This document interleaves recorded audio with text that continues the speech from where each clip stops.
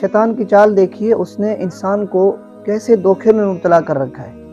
انسان جب نیکی کی باری آئے، نماز کی باری آئے تو کہتا ہے کل پڑھ لوں گا، روزے کی باری آئے تو کہتا ہے کل رکھ لوں گا، اگلے سال رکھ لوں گا۔ لیکن جب گناہ کی باری آئے، اللہ کی نافرمانی کی باری آئے تو یہی انسان کہتا ہے، عذر تلاش کرتا ہے کہ جی میرے دماغ پہ سوار تھا، میرے حواس پہ سوار تھا، میرے جذبات ایسے تھے، میں کنٹرول نہیں کر سکا۔ لیکن سوچا جائے تو یہ شیطان کا بہت بڑا دھوکہ ہے۔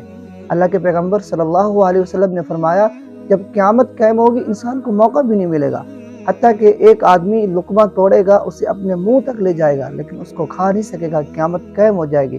دو آدمی بیٹھیں گے کپڑا بیچنے کے لیے، لیکن وہ لین دین نہیں کر سکیں گے، قیامت قائم ہو جائے گی اور نہ کپڑے کو لپیٹ سکیں گے۔